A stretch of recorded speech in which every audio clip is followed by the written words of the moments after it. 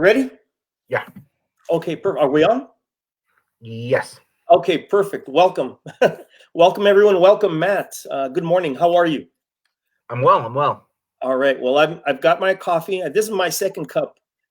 You got your first? Okay, great. All right. So it's been a lot of reading recently, and not just for this.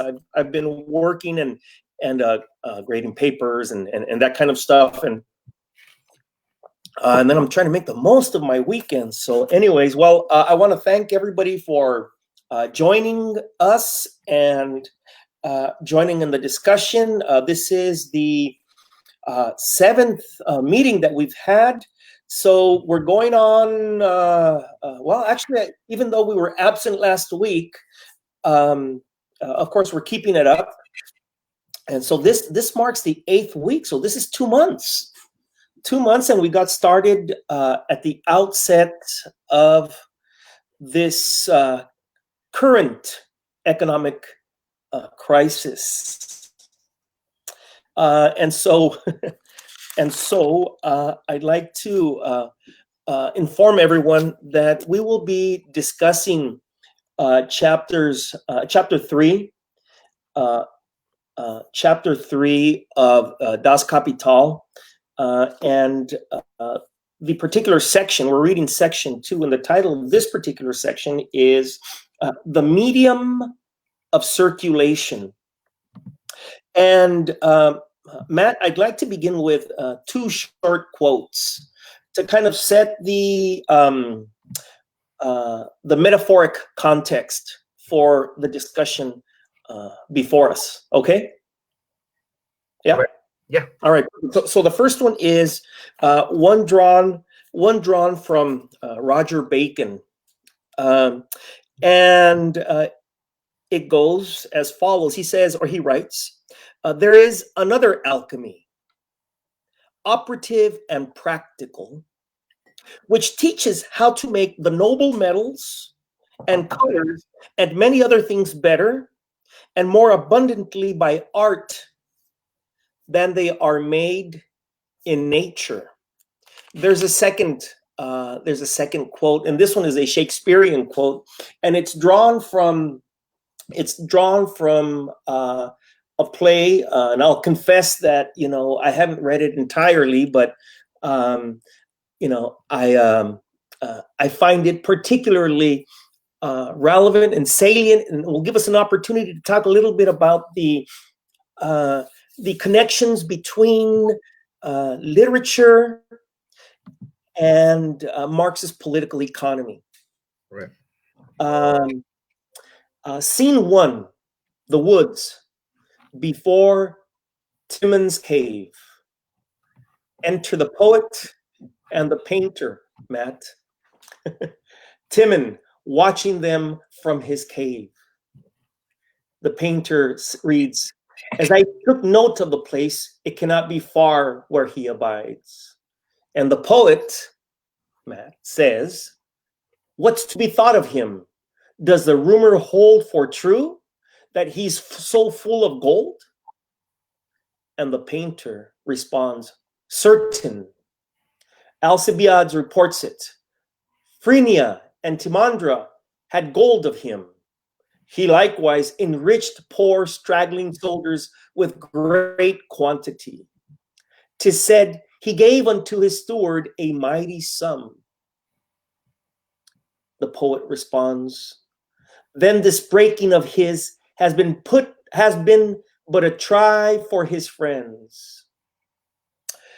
I continue later on in this discussion where Timon comes out of the cave and says to both the painter and the poet, Timon, you that way, Timon reads, you that way and you this, but two in company, each man apart, all single and alone. Yet an arch villain keeps him company.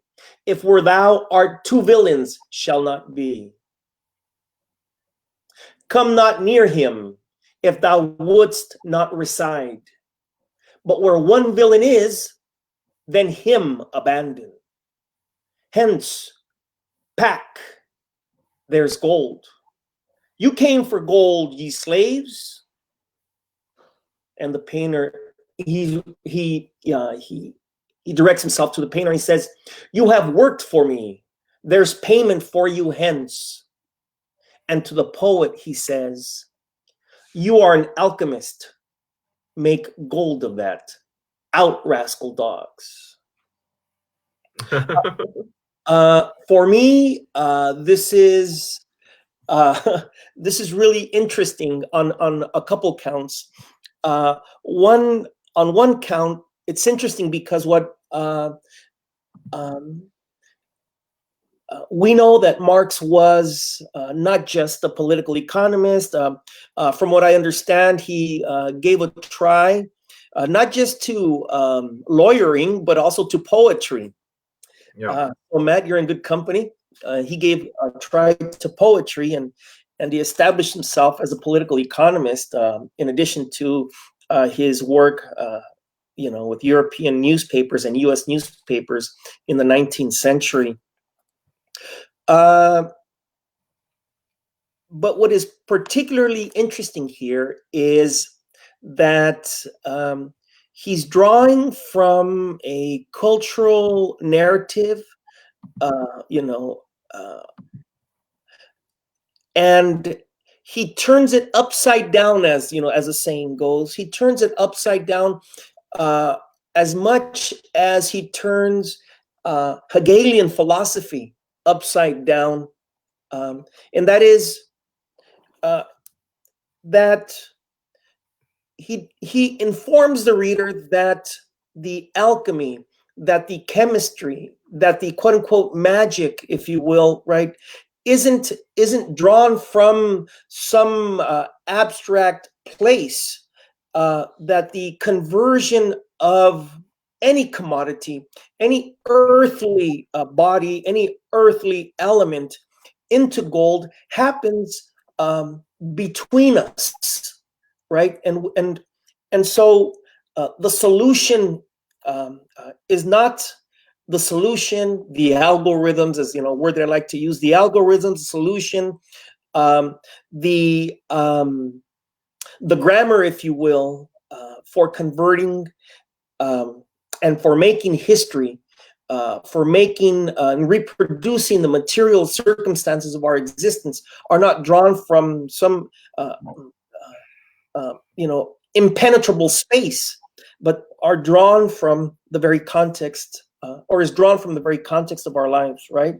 And so I think that this Bacon quote is particularly salient here. He says, there is another alchemy, operative and practical, which teaches how to make the noble metals and colors and many other things better and more abundantly by art than they are made in nature. I wonder what you think about this, Matt, before we get into I think that discussion. No, it's absolutely. I mean, I think it's like a lot of this is kind of just like it's hammering the point over and over and over again that that human labor is what gives these things value. Like the fact that we as individuals work on things and we live in a world of connected individuals, and in that that we're all connected, and we're connected by the labor that we do, and that labor we do is the stuff that keeps us alive, right? So like if we lived in a smaller group of people, like 10 of us, it would depend upon a division of labor to keep us all alive, so we wouldn't die, right? So as that expands and this group expands, it gets bigger. The question of mere survival, kind of just fades into the distance. Then they create surplus. From surplus, then all of a sudden divisions start coming to like, well, who's going to do what? And then then someone sees a hold of the surplus, and they have people to guard the surplus. And then all of a sudden society is structured so that some may work so that others may feast, right? Mm-hmm. And so that's kind of like the way things are organized. But at the end of the day, the reason why we are all not just like alligators or lizards or just like wandering off on our own is so we don't die, right? So that's kind of like that's what binds us. And so I think but what and the things that we hold in common, why this is more important to us than that, is based upon some understandings of like, well, what can be done with that thing and how difficult was it to make that thing, right? And so like that's kind of a universal kind of thing. That's kind of a universal thing that would that would exist with or without exploitation. You know what I mean? The understanding of the like, like we should hold this thing. This is really important because so and so worked really hard on this, right?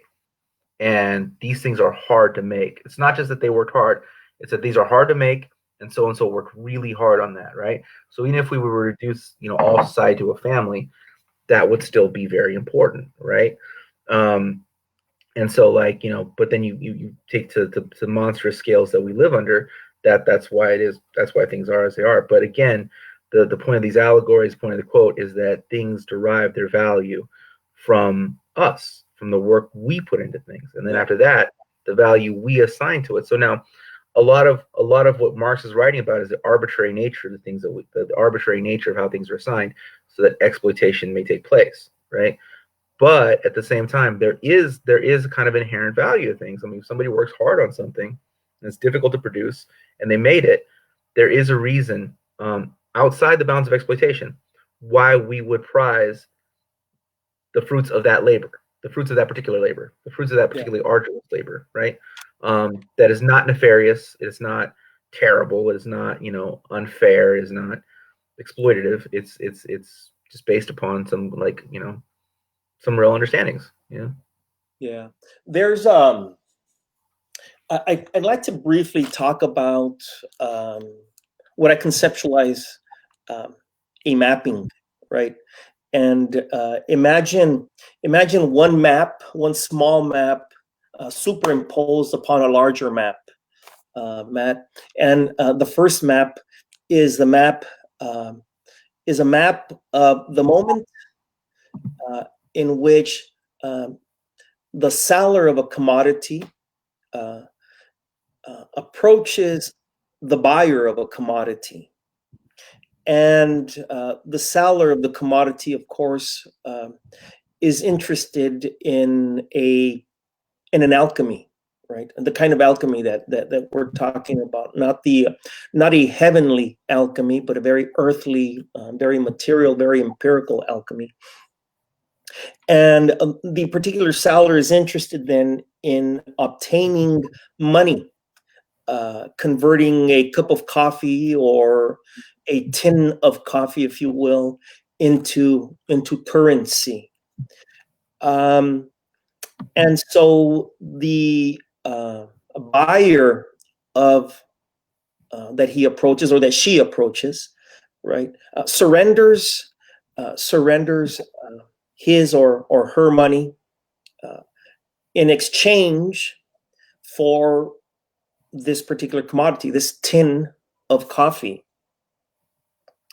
And the bridge between this first map and the second one, the larger one, the one upon which the first map is superimposed, is the fact that the money is linked to a context that on the surface is not apparent to either the buyer or the seller.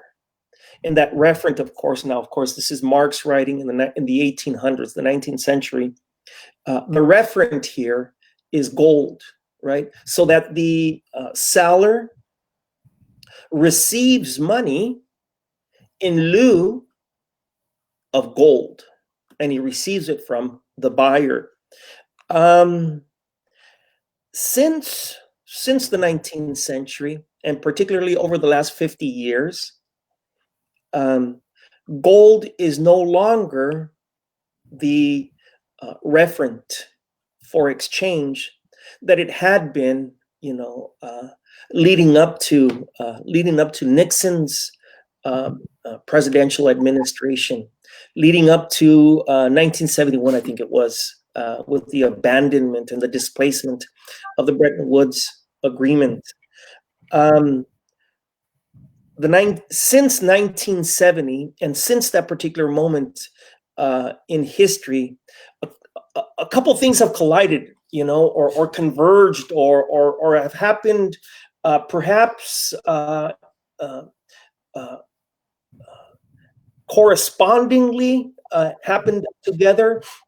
Some argue that things have happened or have accidentally happened together. And what I mean is that since the end of the 1960s and since the beginning of the 1970s, the kind of political presence that Chicana and Chicano people have had in the region, and I'm talking about the LA metropolitan region, has been under attack, and has been attacked under a logic, under a racist, xenophobic attack, not unlike the racist and xenophobic attacks that have been much more explicit, over the last 4 or 5 years, at least at the national level, than they had been in the past. I wonder how we might talk about this. I'm interested in this kind of conversation. I'm kind of interested in fleshing out the map. Since 1970, each of the maps that I was talking about a few moments ago.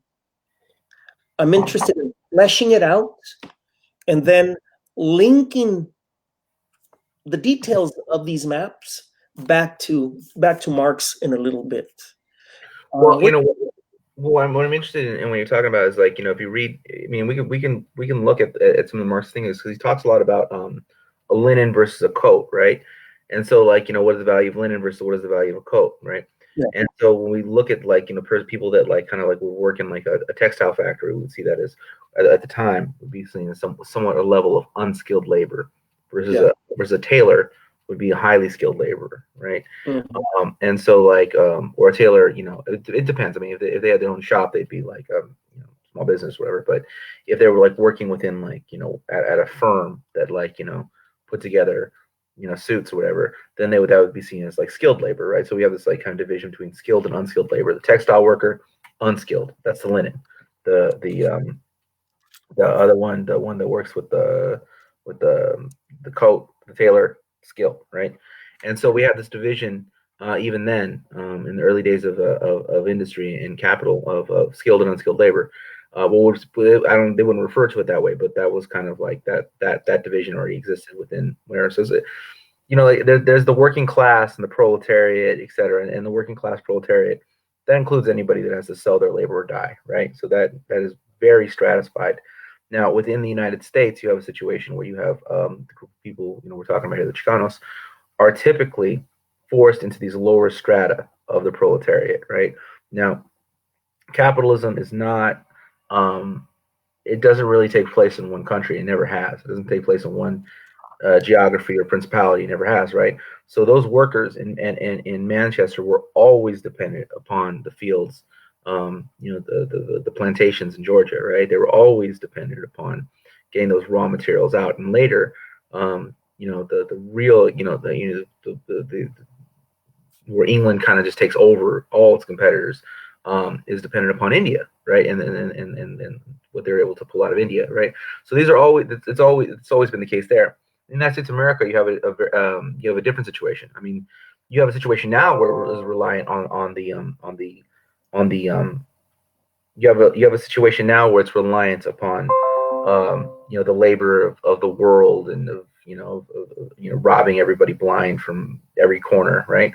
But in its initial out stages, right, when European imperialism was the dominant form of colonizing the world, and the United States, which I mean is a European settlement, but like was kind of not part of that particular thing, it was outside of like the Barbary Islands, outside of like some machinations against what's called Latin America. The United States was dependent upon the seizure of land from the people here. It was dependent upon robbing people of their lives, people of African descent, of their people, Africans, captured, brought here, and robbing and ripping value out of them, right? So it had this internal colonies, and at a later point, in its development, it does the same thing to the Mexicans, right? And so like that becomes that. So in many ways, these exist as what people later refer to as internal colonies, right? Because they have a colonial relationship, right? So it's just as the English have this relationship where their working class it is it exists. I don't want to say it's dependent upon it. I don't want to say it has a parasitic relationship or something like that, but it has, because I mean it does have a parasitic relationship broadly speaking, but they themselves are the victims of parasites, right? And that should never be lost, right? But it exists. It cannot exist without that colonial labor, is what I'm saying. Like the industrial proletariat of the imperial people cannot exist without the colonial labor, right? And that's true of the United States too. So the Anglo working class cannot exist. And when I say we're Anglo working class, I'm not talking about coal miners I'm not talking about these like this famed white poor, right? That everyone like what about these guys? Yeah, I'm not yeah. talking about everyday white people who have to work or they're gonna die or they're gonna lose their home or their grandma's gonna get thrown out of the whatever. Those people, right? They have a situation where their lifestyle is and not just them. I mean, anybody that like lives in this kind of like income bracket, where that lifestyle is dependent upon this other lower layer of labor. Now, that other lower layer of labor is like 90% colonial. 90% internal colonial. It's overwhelmingly internal colonial, and this class that exists here is overwhelmingly Anglo, or the strata of the class overwhelmingly Anglo. Now there's spatterings, there's pepperings, there's whatever people who are able to get into there, but that's not the bulk of what either of these things represent. So for the Chicanos, they are stuck for the most part. I don't want to say, because every time you say this, everyone gets all mad. Everyone wants to like bring in little points here. For the most part, are stuck in these areas that we commonly refer to as unskilled labor, even when they have tremendous abilities and skills to do all kinds of complicated things. Right? They are not allowed to. They are dissuaded from it in education. And in once they do get into the labor force, when they do get in the workforce, their work is stolen, overlooked, et cetera, et cetera, et cetera. There's a myriad of things that we go through that we know that keep us in this strata, right? Whether we're trained to be in this strata, should we as individuals escape that? We're going to be our life in this next strata is going to be fraught with peril, and it's going to be a constant struggle not to be ejected from that strata, right? So like no matter what, there is a strata that we are supposed to be in, and there are a million magnets dragging us to and to it and preventing us from breaking from it. So should we able so that is what it is. So that is what we experience on a daily level. I mean, and there's there's a million, there's 30 million stories that will confirm this. The strata in which we exist, generally speaking, is are strata such as here in the LA metropolitan region, are strata such as construction work, are stratas such as the service industry, and also stratas such as the transportation industry. And I'd like to talk about the presence of Chicana and Chicano people, Mexican origin people in particular, as far as these industries are concerned, because there are these particular industries, right, have always been present, in Southern California, in varying degrees, of course, given the historical moment. But what I'd like to do is I'd like to talk about the presence of Chicana and Chicano people within these particular industries, given the kind of historical and political context that has channeled Chicana and Chicano workers into these particular industries since the 1970s. So uh, there was a different kind of economy, uh, leading up to the late 1960s, than the kind of economy that was in flux and in transformation in the throughout the 1970s. And that economy, of course, as we know, was rooted in large-scale manufacturing industries, the steel industries, steel-related industries, the automobile industries, the various subsects or subsectors of the automobile industry. And Chicano people throughout the 60s, or leading throughout the 50s and 60s, had some presence there. And such industries leave the LA metropolitan region and begin to leave the LA metropolitan region in the 1970s, at the same time that there is an increased and then overrepresentation of Chicano people in the LA metropolitan region, 10 years or approximately 10 years after the displacement and the abandonment of the Bretton Woods Agreement. What I think is, and since that time, Chicana and Chicano people, of course, find themselves in these industries that I was talking about at the outset, right? The service industry, the construction industry, and so on. What is really interesting is that the economic anchors that folks, in the east side of the LA metropolitan region, for instance, the kind of political and economic anchors that they were able to establish, the roots, if you will, that they were able to establish in communities on account of an existing economy up to that point, is made not entirely impossible, but certainly increasingly impossible.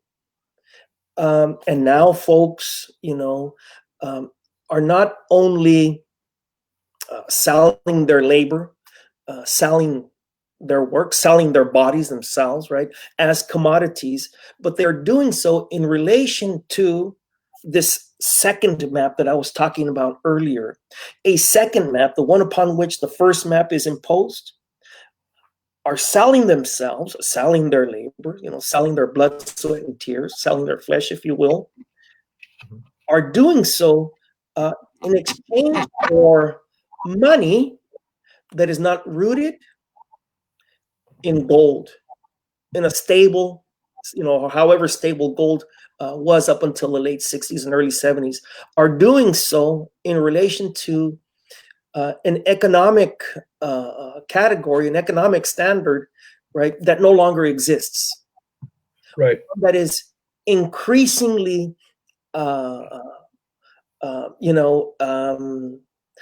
is in constant flux, if you will. Yeah. And this presents a series of problems for folks today. We find ourselves in the contemporary context within a particular set of within a particular economic crisis, right? And so it's not just a health crisis, but it is an economic crisis. And this health and economic crisis, right, that converge at the moment, are grounded and exist on this second map, this contemporary one, right, where the ports that might exist for people to anchor themselves, the ports that had existed up until the late 60s no longer exist. It's a critical moment, if not an existential moment. What do you think? Yeah, no, I mean, I think that like that kind of takes us in a different kind of conversation, though. I think that we have to talk about, like, we're talking about Nixon, taking things off the gold standard, talking about a whole situation where a lot of what Marx wrote about in terms of industrial capital is just not true anymore. I mean, it's just not true anymore, and not because he was wrong in any about his assessment, but simply because things have changed so much. And I think that there's like nodal lines that get crossed, and you move from looking at what is like a quantitative change, like let's say I got this factory line and things get produced this much, this much, this much, this much, this much. So I needed like 50 workers, and now because I got these better machines, I only need 40, right? Yeah. Does that really change, let's say, the economy of a town of like 500 people? Not really, right? But I bring in a machine that like now I only need 2 workers. Well, now things have qualitatively changed. It's not a quantitative change. It's a different economy. And so I think we're living in the beginning stages of a different economy. Now, when we talk about what Karl Marx described, the beginning of capitalism, he's talking about the Enclosure Act. He's talking about the conquest of the Americas.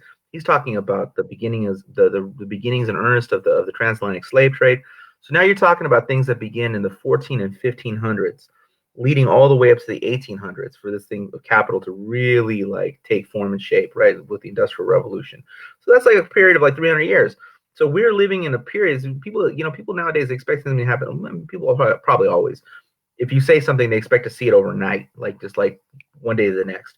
But I think that we're living in the first like 50 years of something that is not capitalism, and we just don't know it yet.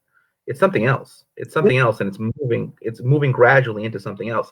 Now, when you say it's not capitalism, people think I'm saying it's good, or socialism, or it's a not exploitation. No. This is potentially horrible. This is potentially worse than capitalism. Yeah. This is potentially Mad Max. This is like potentially like they live on the moon and we're like Elysium or something like that. This is potentially much worse. But its basis, I don't think, is in the machination of the political class. Its basis is not because they got more greedy. Its basis is not because they're more evil. Its basis is in the means of production. Things have moved within the means of production into a way where we're moving into something just different, right? So it's a quantitative change. I mean, it's a qualitative change, not quantitative change. Like, if you have like a better, even like something like as groundbreaking and changing as the cotton gin, even something as groundbreaking and changing as Bessemer steel, that's still quantitative change. When we're talking about the computer network control, the CNC, the computer network control, which is the microchip, the microchip behind the machines that make machines, that is different. We're talking about eliminating human labor. We're talking about the process of eliminating human labor from production. That is going to create a completely different society. Yeah. Well, the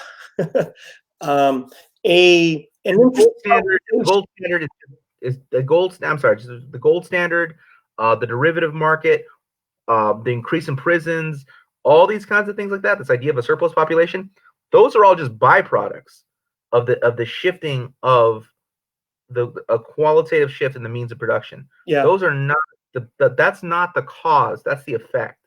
All these things we're talking about, those are the effect of these causes of things being removed from the way things are produced. The market is not the thing that drives the means of production. The means of production is the thing that defines the market.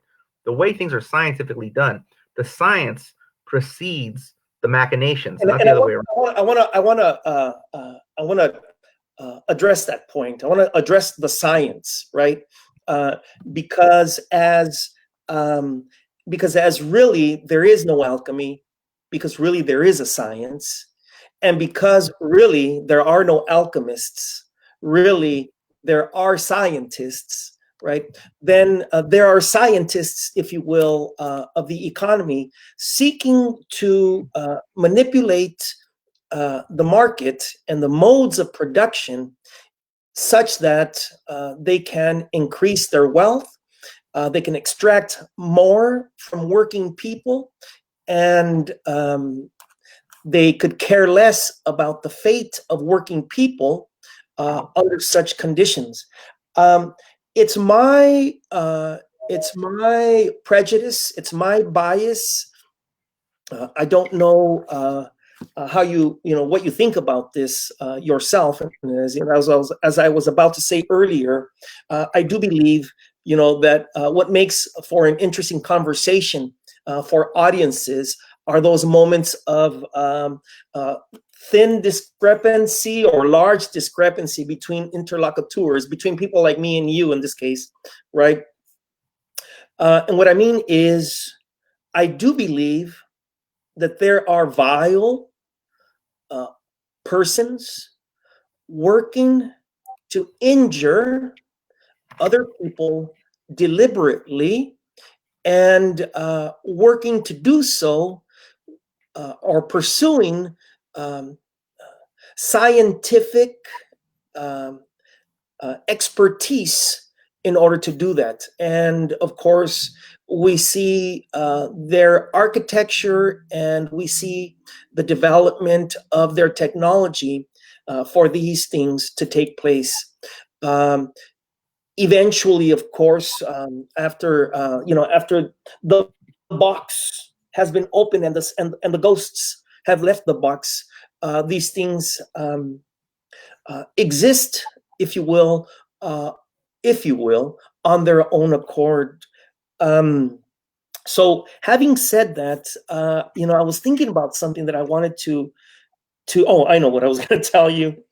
Um, Given that the box has been opened, and that the ghosts are out, and given that we're not talking about a small space, or a small population, we're talking about the LA metropolitan region, a place where technological shifts that have taken place over the last 50 years have had a resounding and large impact on the day-to-day experiences of people.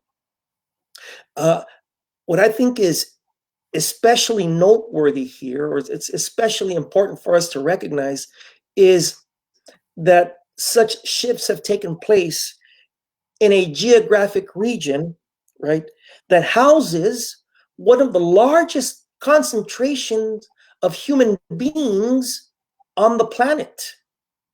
And in this particular region, the largest concentration of which is Mexican origin people, Chicana and Chicano people.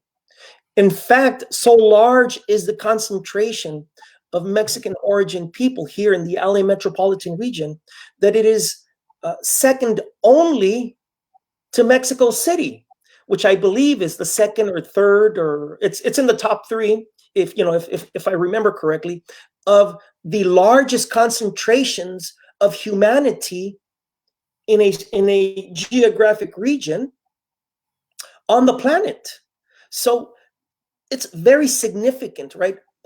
These last 50 years have not only been very significant for humanity, have not only been very significant for the nation, for international or global economic realities, but have been very significant as far as Chicana and Chicano people, Mexican origin people are concerned.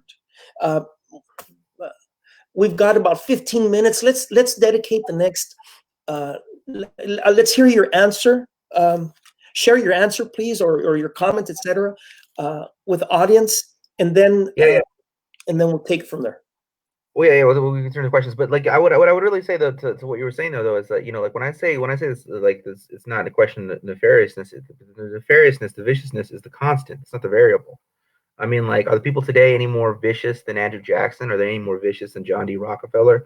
Are they any more vicious than the people that were? The rule of evil men is a constant.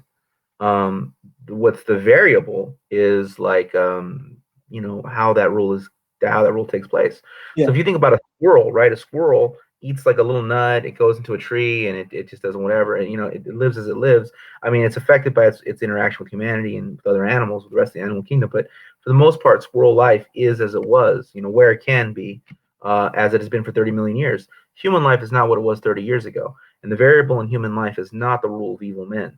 The variable in human life is technology. So as technology moves, how that rule and how things, whatever, what mitigates our interactions, what stands in between us, those things are all the technology. That's what changes things. The property is constant. The fact that there is property, the fact that this is mine, that's yours. And what's really interesting about this chapter is we talk about this concept. I mean, this is something that's always ran through my mind, is what is property? Is property like this pen? Is this pen property? I mean, I understand the difference between personal property and private property, but is this pen property? Or is this pen, or is property the understanding between you and me that this pen is mine. You know what I mean? Like, is property a noun or a verb? You know what I mean? Like, is property something imposed, or does it have a physical existence? Right? Property is a human relationship. The relationship between me and you that understands that this is my pen, that's your computer, this is my computer.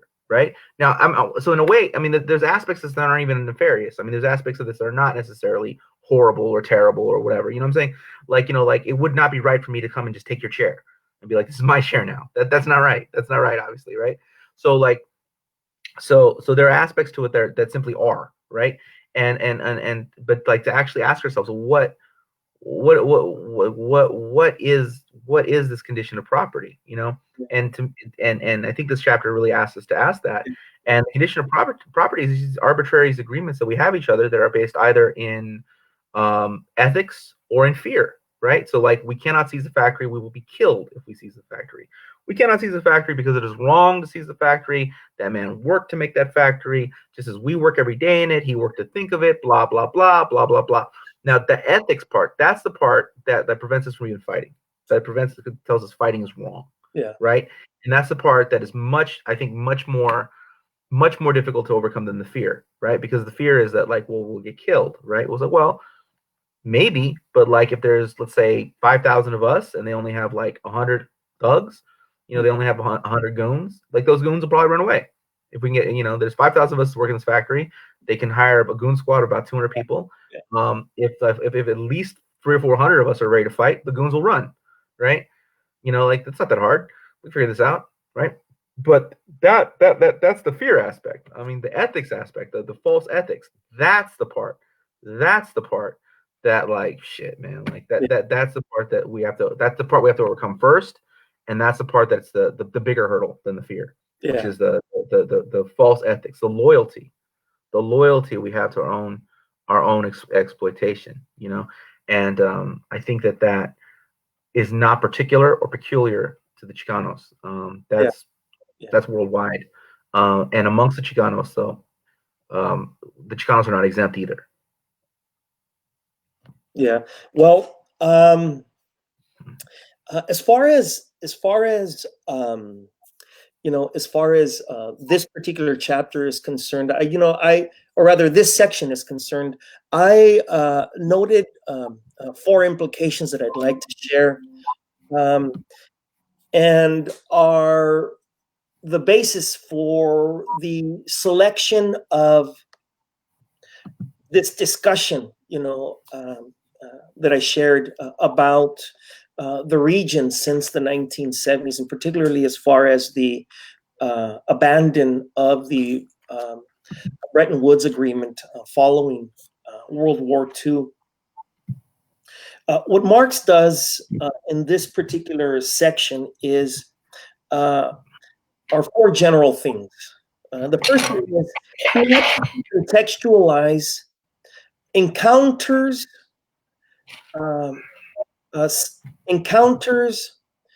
between people where gold serves to contextualize and frame such encounters.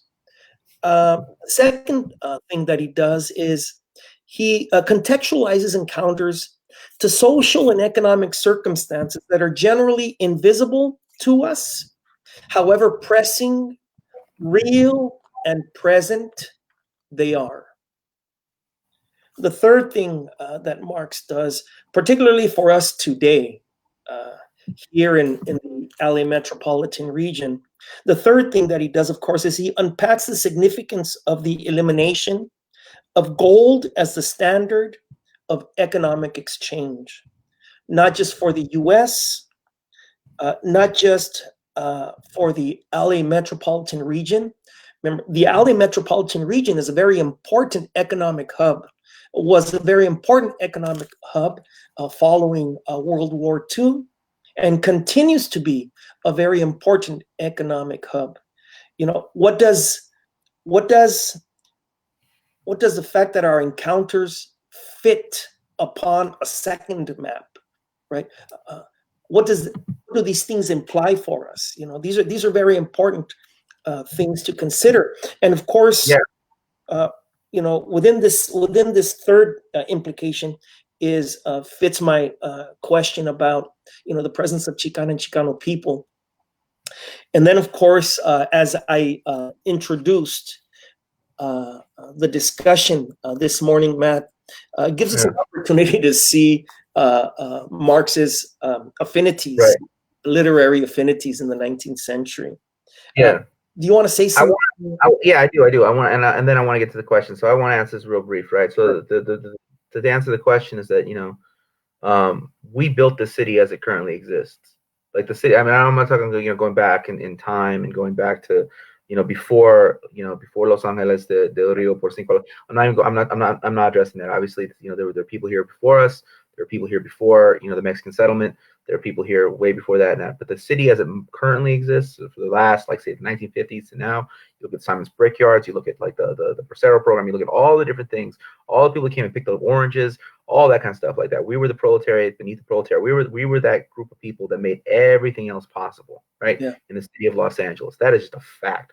For it to grow into the metropolis that it's grown into, we are the base from which that came through. And so I do some work with some other people running this thing Del Agua with a number of people. And one of those people is Ernesto Ayala. And Ernesto Ayala, when I put this kind of question to him, I said, well, why is the U.S. so scared of Mexicans? And he said something really brief and succinct, and it was very deep in its Marxist analysis. He said, because Mexicans run shit and don't even know it. So that's the answer. Mexicans run shit, we don't even know it. Yeah. So okay, so you want to get to the questions? Yeah, you know what? I see that. I see San has joined us. George Garcia has joined us. San Yewan Ipalnemoa has joined us. Dust James has joined us. Right? Angelina Sainz has joined us.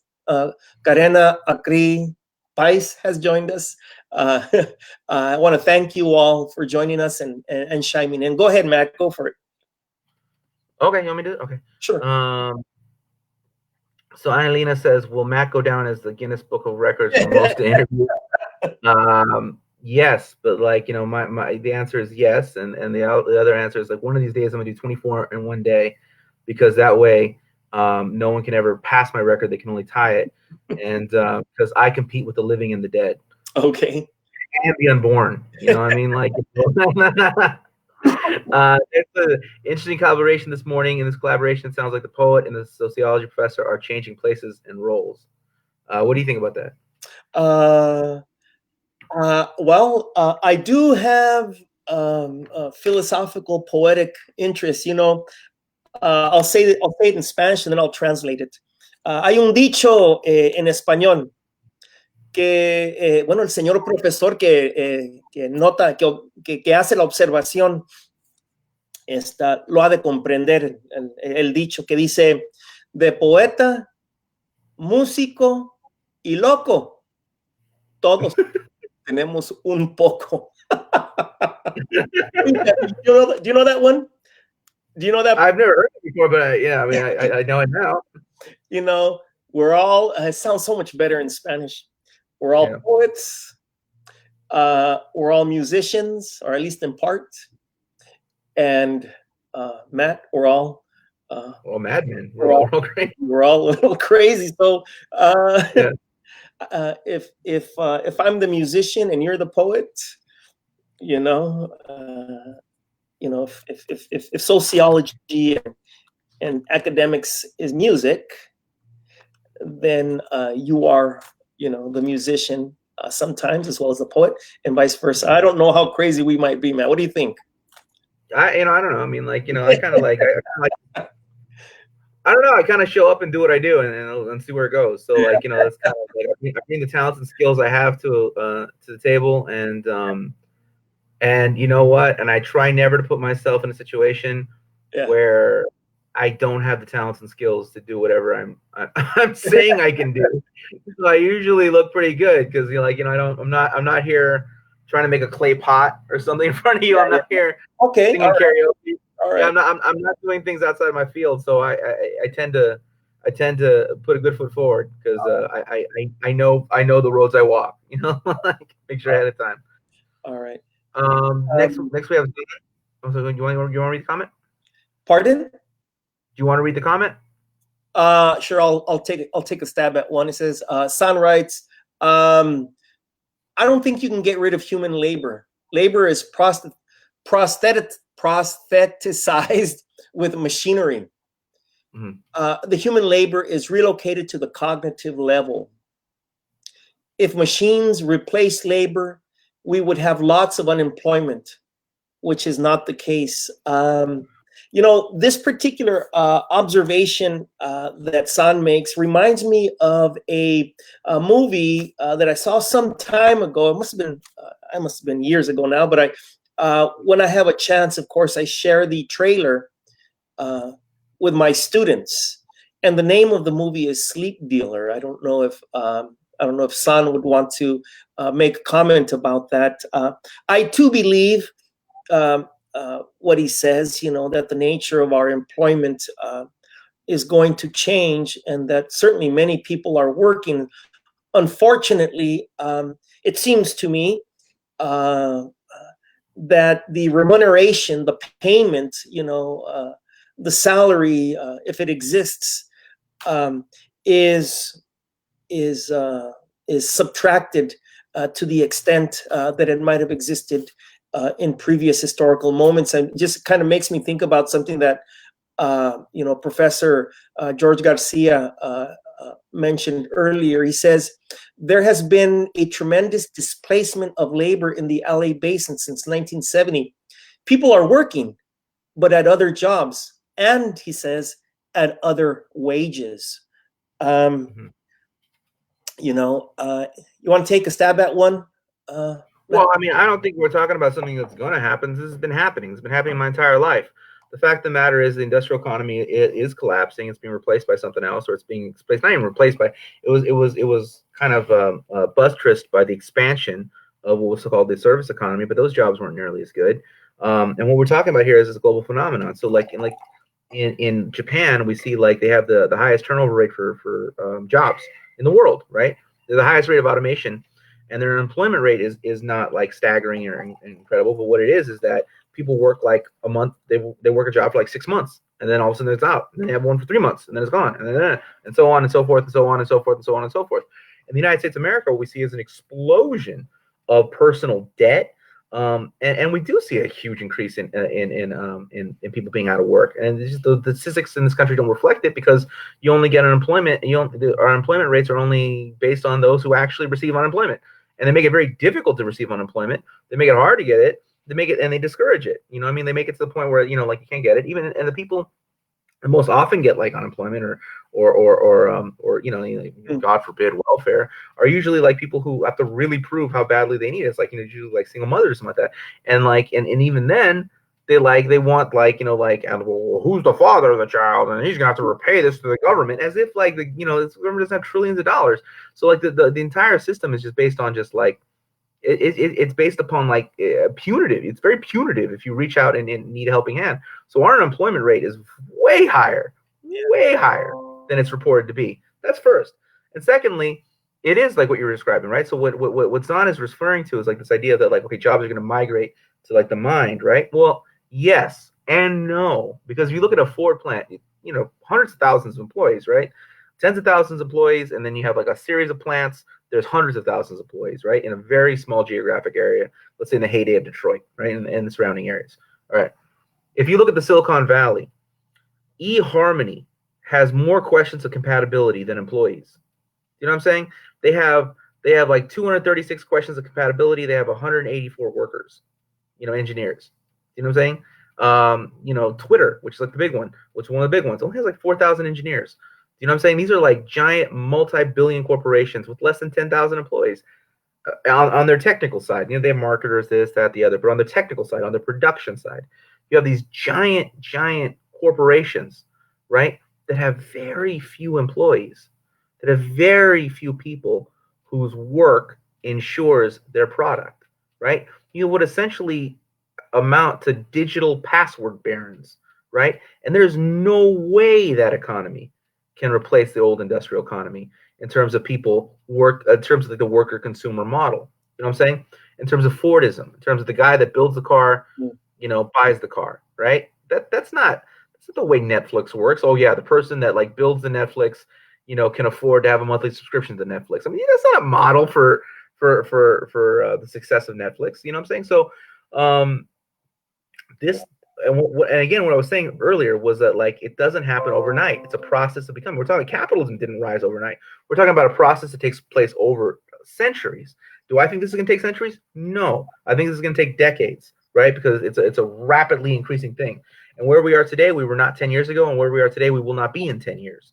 So like that is kind of like what I'm looking at is not this like future dystopian, horror show. I'm looking at an unfolding process that may go slower or quicker than I could rationally guess. Mm-hmm. But the fact that it's going to happen, I mean, it's not going to happen. It's happening. It's been happening. It's been happening my entire life. Well, like my entire the fall of industry has been taking place my entire life. And I'm 38. So like, like people who were born in like, people who are like 20, 25, they're in for a worse fate. One of the biggest thing that we always do this nowadays is compare the baby boomers to millennials, right? But what's lost in that mix is Gen X. And it's very, very important to include Gen X in there, because what you will see is baby boomer like has a certain standard of living. Gen X decline, millennial decline from the Gen X. So what we see is a straight line down, and that's very, very important. That's very, very important. It's not to pit people against each other. It's to look at like this is a trajectory and it's going down, right? It's not like, oh, the baby boomers did this and now Gen X this and now the millennials here. It's not like this. It's not a Richter scale. It's a slope. Mm-hmm. Mm-hmm. Well, we're at the tail end of our program, and I'd like to ask you, Matt, to draw from your poetic bibliography, to draw from your poetry. In this case, you are the poet. Won't you draw from your poetry and bring closure to this week's discussion? All right, give me one second here. Oh, man. All right, here we go. It seems just like yesterday, municipalities raised cities, built nuclear families, associations of sturdy pockets, a man on the moon and a finger on the button. Tomorrow doesn't happen all at once, but when it does, it does. I worry free, freelance, contingency, side hustle, millennial, post-industrial, standard, liquidate the pension, automate the factory, release me as an adjunct into a city I cannot afford to live in, tell me my credit score, better yet, tell me yours, promise me the world and show me the door. I was not born angry. I was abandoned. I'm your velveteen rabbit. The process of unbecoming. The drying paint of Saturn eating his children, neoliberalism feasting on the marrow of the past, the present, the jobs of tomorrow, gone today, born sometime after the foreclosure. Tell me another for the fire. Tell me the one where I killed the economy. I gotta say it. Pinchy Matt. Love it. What a great way to close, and put the lock on our discussion. Thank you so much. I appreciate it. We'll continue reading and we'll continue this work. I find it not just an opportunity to share my thoughts, but also, Matt, to learn from you. Thank you very much. I want to thank Professor George Garcia. I want to thank Dust James. I want to thank San Yewan Ipanemoa, and of course, Karina, Akri Pais, and Angelina Sainz for chiming in. Appreciate your presence. I learned from you as well. And I just want everyone to know that this is kind of like a flag show, it's kind of the flagship thing. This is the thing that got started off. So it's really important that these for me anyways, and I'm sure for Jose as well. These are relative. These have a relative amount of views. So sharing is caring. Karina really helped us out by sharing this into different platforms of that. But if you really like this, share it on your page. Share it on your page when we go live. All right. We're gonna try and make sure that we're here every Monday on 10 a.m. At 10 a.m. Yes, We're yes. gonna try. I repeat, we're gonna try and make sure we're here And I'm gonna do my very every Monday at 10 a.m. yes, yes, absolutely, absolutely. This is a good time for me. So anyway, all right. Big hugs to everybody. Thank you so much. Thank you so much. Yeah, and hey, just because we're locked in doesn't mean we have to be locked out. Social, physical distance, not social distance. Absolutely. All right, cool.